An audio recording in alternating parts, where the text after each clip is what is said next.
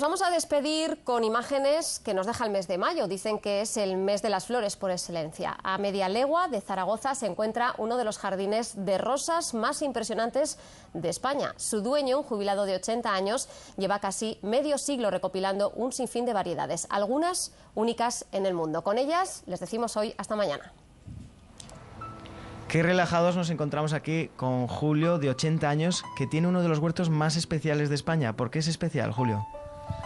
No, era un campo, en el año 64 se compró, era un campo de alfalfa y poco a poco, sin darme cuenta, he ido poniendo rosales hasta llegar a 1400 rosales, 1200 variedades distintas y 60 de los rosales viejos, todos votados por la Sociedad Inglesa de Rosas, que lo hacen todos los años y he ido apuntando todo lo que han puesto ellos de premios y luego los he puesto en el huerto, en la rosaleda de mi madre, dedicada a mi madre.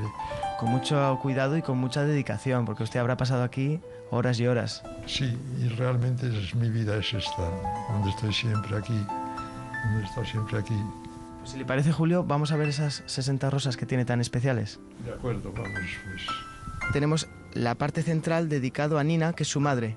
Sí, y entonces le he puesto unas rosas blancas exquisita, que es la Nevada, de Pedro Doz, un catalán de Villanueva y la Geltrú, que es unos estambres inverosímiles y ha sido durante mucho tiempo la número 1 de rosales intermedios. Todas estas rosas son muy antiguas y han sido premiadas, ¿no? Estas rosas son las más antiguas que hay, todas premiadas por la Sociedad Inglesa de Rosas. Las he copiado y luego las he puesto aquí, las 60 antiguas. E importante también el perfume. El perfume sí, el perfume, la mejor es la alba semiplena, junto con la cazanlí, que Oscar Wilde dice, verás qué nombre tan bonito tiene esa rosa.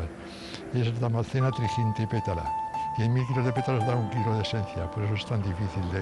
Y tan preciada. Y tan preciada, claro. Aquí tendrá muchas historias, supongo, porque esto le ha servido como centro de reunión con amigos. Sí, con amigos. Lo que pasa es que generalmente estoy ahora siempre solo aquí. Solo, pero acompañado por las poesías que tiene usted en la pared. He puesto 30 cipreses, como le gustaban a José Pla, de verticalidad ensoñada.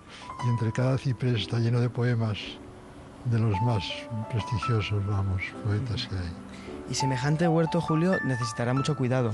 Sí, pero es un jardinero que tengo muy bueno. Ves que está todo muy limpio, sin malas hierbas. Y me lo lleva muy bien. Y me preguntaron del heraldo qué valía el huerto. Y yo les dije que el año 82 murió Álvaro Cunqueiro y en su honor le puse un membrillero. Y entonces, ¿qué vale el membrillero Álvaro Cunqueiro? Y no supieron responderme. Porque este huerto no tiene un valor calculable, ¿no? No tiene precio, no. Supongo que usted, cuando comenzó a labrar este huerto, no disponía de estas maquinarias. No, venía un chico de la Cartuja con una mula, que se llamaba Víctor, por cierto, y me labraba el huerto. Con mulas, pero ahora, como veo aquí, ya tiene guardados los aperos que sí que utiliza para mantener este huerto tan bello. Sí, son tractorcitos que he guardado todos con una línea tan bonita, es un tractor americano. Ya está cambiado el motor, por cierto.